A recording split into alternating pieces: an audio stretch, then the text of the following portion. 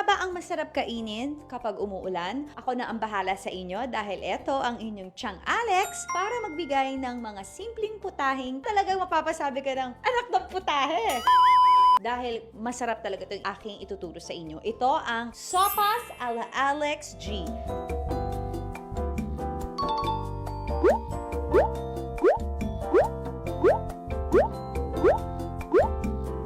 So ngayon, ang gagawin lang natin is, syempre, niluto na namin ang aming elbow macaroni and it's al dente feeling.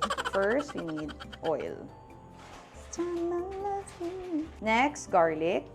And, ano ba ito? Onion. Amoy kilikili ng asawa ko pag after basketball. Next, hot dog. Carrots. Celery. Chicken. Pepper and salt. Haluin. So, nilalagyan ko lang ng chicken stock. This is an organic vegetable cube. And add water. At para mas maging healthy siya, naglalagay ako lagi ng bone broth. Dahil it's good for the gut. So, nilalagay ko yan sa lahat ng soup ko para pampa-healthiness. Dagdag lang. 1 teaspoon lang. Half a teaspoon. Then, simmer for 2 days. Simmer for 10 minutes hanggang sa kumukulo na siya. Meron tayong problema, mga netizens. Baho na ng kamay. Nagak ako! Yun pala ang number 1 kailangan nyong gawin. Kailangan tignan nyo muna lahat ng ingredients nyo kung expired. Dahil expired na pala ang ating bone broth. Sopas ala Alex G has an expired bone broth. Hindi pa naman, mabango pa. Prayer na tayo dito. At this point in our cooking, prayer tayo na walang makakaramdam dahil kumukulo naman siya. So, papakuloy ng husto para mamatay yung bacteria. So, this point of our cooking, ito na yung chinecheck na namin ng mga expired or not expired sa aking ref dahil si Liz at si Jen, hindi nila yan na-check. Okay? Boboil na siya. So, dahil nagbo-boil na siya, this time we will put our milk. So, normally, ang milk ko ay talagang dinadamihan ko kasi gusto ko talaga creamy and milky ang ating sopas. Chinek niyo ba yung expiration ng milk? Dito, wala na tayo kawala dito. Did we check the expiration? Fairness. Okay, ngayon, we will put now the milk.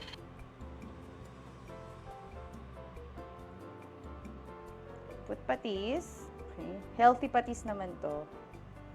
Healthy patis ba? Alamin nyo. Okay, pepper, more pepper. And then wait for another moment to boil. Okay, prayer. Next, put the cabbage.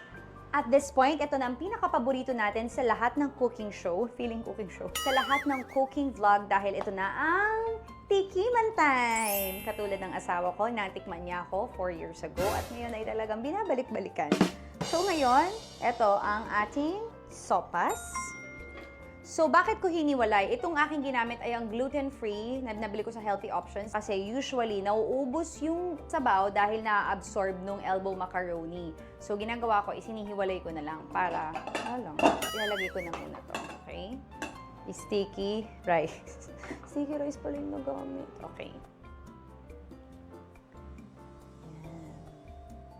Mike's! Bago siyang bag. Excited siya. We will put pepper kasi mahilig kaming maglagay ng pepper. Dami. So, there you go. It's taste time! Tasting time! Ano pala? So, it's what is your favorite? Sopas. Okay, let's go. Itong si Mikey, talagang sopas to pag kumain. Sobrang bilis. Opa. Sobrang init pa. Hotdog. Nung natikman mo yan, anong nasabi mo? Babalik? Anong babalik? Babalik-balikan na ang unang tikim. Tama, babalik-balikan. Hindi ipagpapa Ubaya sa iba. at ipagpapa. Sa Diyos ang pasasalamat. At ipagpapalit. Kailangan ko pang i-coach.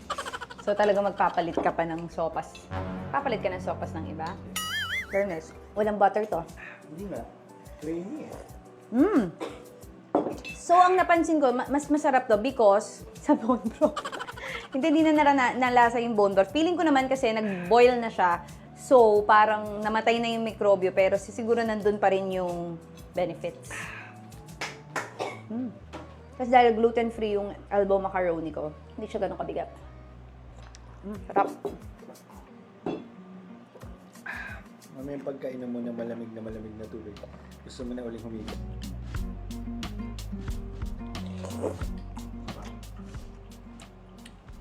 Success! Ito po ay gawin nyo kapag po umuulan at kapag kayo ay naglalamig at kapag gusto nyo ng kayakap sa gabi. Utang na loob, pag summer at pag napakainit, huwag nyo pong gagawin to. Mangangampawis kayo. Kayo naman dyan sa audience, halika, kain kayo. Sisi, halika na. Ang sarap. Anong gusto mo? Gluten-free or not? Ayoko ng gluten. Gora. Ano di totoo yun? Sisi, ginawa mo pa.